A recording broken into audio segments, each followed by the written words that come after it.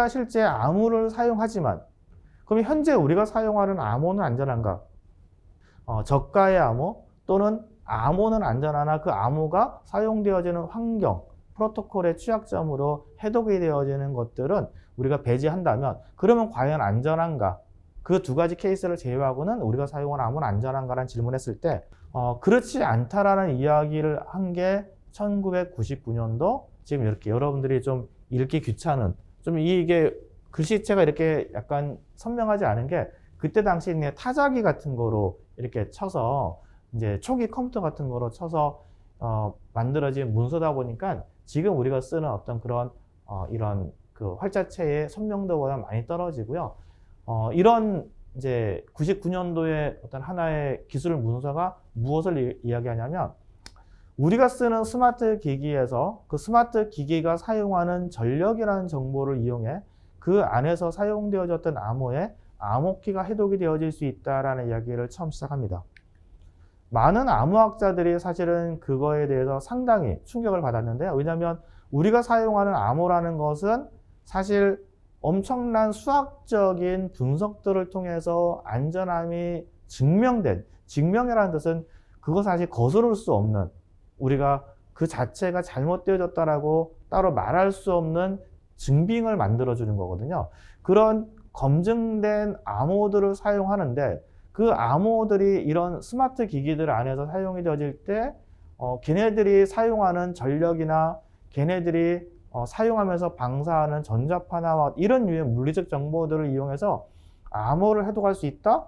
사실은 아주 전혀 이런 암호들을 설계하거나 그런 암호들을 분석할 때 염두에 두지 않았던 또 다른 정보의 그룹에 해당되는 것들로 암호가 해독이 되어진다는 것들로 인해서 거의 초창기 이제 99년, 2000년도에 암호학계에 약간의 패닉이 왔었습니다.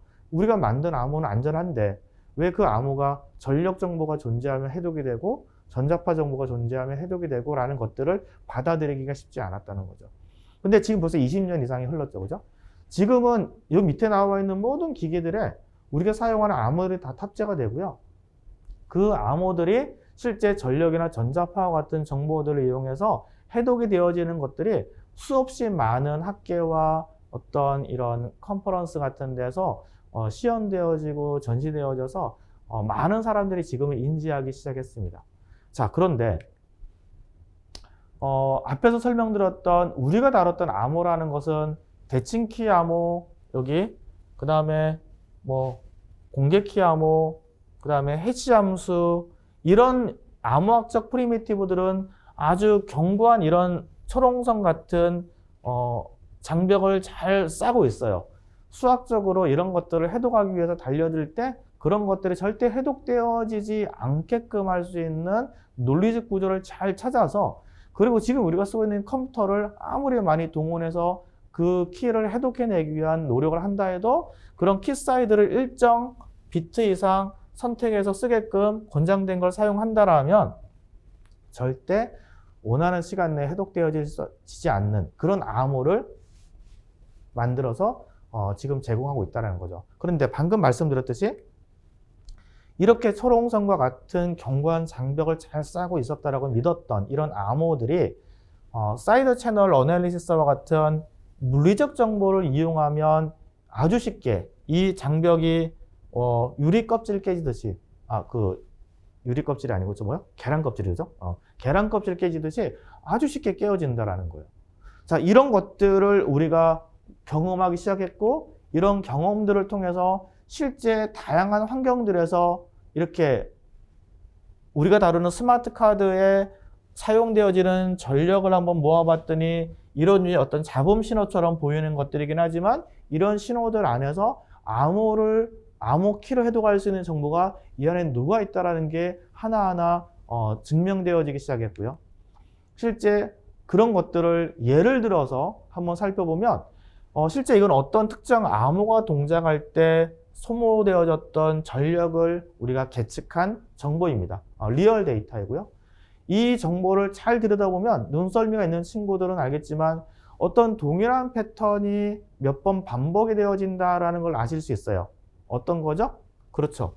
여기를 잘 보면 이런 어떤 유사한 동일한 패턴이 이렇게 반복이 되어지다가 마지막에 조금 그거와 다른 모습이 존재하는 그 9번의 반복과 마지막에 조금 다른 형태의 틀을 가져가는 녀석이 하나 존재하는. 자, 그렇죠? 근데 여러분들이 사실은 이제 암호학 개론을 배우고 앞에서 설명드렸던 대칭키 암호라든지 공개키 암호라는 것들을 논리식 구조를 한번 배우셨다라면 이 정보를 가지고 이게 어떤 암호인지를 이해하는 게 사실은 그렇게 어렵지는 않습니다. 자, 그런데 이렇게 제가 말씀드렸듯이 총 10번의 반복적 구조를 가져가고 그 안에서 하나를 다시 확대를 해보면 크게 4개의 다시 반복 구조를 가져간다라는 걸 보실 수 있어요. 동일한 하나의 덩어리가 다시 그 안에 부분 덩어리가 새롭게 4개가 만들어지고 다시 그거를 하나 더 확대를 해봤더니 16번의 동일한 녀석이 반복되어지는 이런 구조들을 가지고 있는 암호는 과연 무엇일까? 라는 질문을 했을 때 사실 여러분들이 이거를 다음과 같은 이런 암호가 바로 앞에서 보여드렸던 그 파형을 만들어냅니다라는 것을 연결할 수 있다면 여러분들은 이제 암호 해독가에 어떤 자질이 존재한다. 그런 어떤 이 싹이 보인다. 이렇게 여러분들이 스스로 평가를 하셔도 좋습니다. 왜 그러냐면 AS라는 암호는 총 10번의 반복을 합니다. 동일한 것을.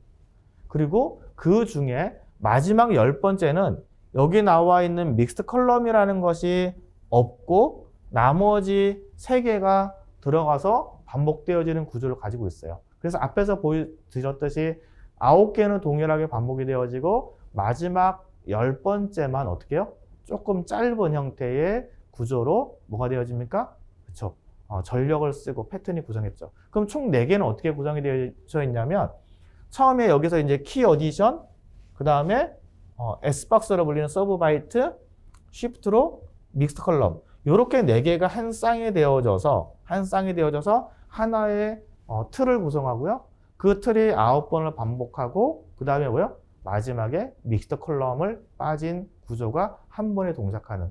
그러니까 앞에서 봤듯이 우리가 그림을 보면 다시 주민에 들어갔을 때 제일 마지막에 주민에 들어갔을 때 16개가 반복이 나왔죠. 그게 뭐냐면 이 서브 바이트를 개수를 세어보면 동일한 것을 16번 반복합니다. 이런 구조가 모두 다 어디에 녹아있다? 우리가 사용한 장치에 그 녀석이 소모하는 전력에 다 녹아있다.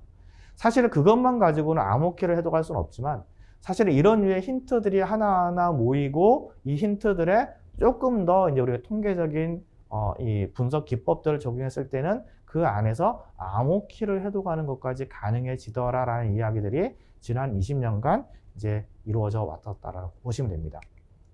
자, 그게 실제 우리나라에서 아주 큰 파장을 일으켰던 사건이 있습니다. 2008년도에 이제 한나라당 이제 진수희 국회의원이 IC 카드가 복제 가능하다라는 이야기를 합니다. IC 카드가 복제 가능하다는 뜻은 우리가 쓰는 이제 은행 카드죠. 은행 카드에는 사실 여러분들이 은행에서 발급받을 때 여러분들은 알지 못하는 우리 비밀번호 4자리 말고요. 은행에서 여러분들의 카드 내에 여러분하고 은행만 알고 있는 대칭키 암호의 비밀키를 카드의 안전한 메모리 영역에 잘 넣어 놓습니다. 그런데 방금 앞에서 설명드렸던 이 카드가 동작할 때 사용하는 전력 정보를 이용해서 부채널 공격을 해봤더니 그가 내장되어 있는 키가 찾아지고 그거로 인해서 복제가 되어질 수 있다라는 이야기를 합니다. 상당히 심각한 거죠, 그죠? 카드가 복제가 되어진다라는 뜻은 뭡니까? 그 카드를 제3자가 다시 자기인 것처럼 악용해서 쓸 수 있는 그런 아주 심각한 사회적 문제가 발생할 수 있습니다. 자, 앞에서 설명드렸던 AS와 똑같은 형태의 이 시드 전체 파형인데요. 자, 시드라는 건 전체 16라운드로 구성되어 있습니다.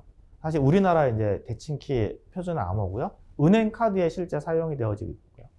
이런 함수가 총 16번 반복이 되어지고요. 그 함수 안에는 지금 나와 있듯이 어떤 요런 X와 연산이 이렇게 존재하고 그 다음에 GF 이런 연산이 3번 반복, A라는 연산이 3번 반복 이렇게 반복되어지는 것들의 틀만 여러분이 한번 기억하시면 좋을 것 같아요. 자, 그거를 지금 여기서 한번 실제 우리가 얻어낸 전력 파형 안에서 한번 구분해 보면 먼저 암호화 구간에서 16번 반복이 되어진다. 시드는 16번 반복 구문을 가진다고 그랬어요. 그죠? 그게 정확하게 잘 드러나 있고요.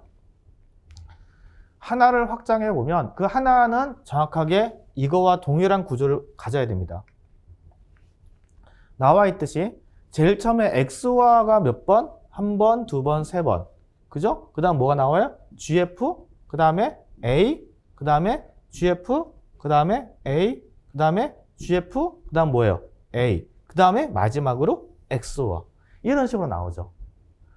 원래 암호의 구조가 정확하게 소프트웨어로 구현하면 아주 클리어하게, 물론 이것은 그 구현된 디바이스의 칩의 특성에 따라서 많이 다를 수는 있으나 지금처럼 아주 클리어하게 어떤 녀석이 몇 번 반복되어진다는 것들을 내가 구분할 수 있는 수준의 내용으로 이 파형들이 사용이 되어질 수 있다는 겁니다.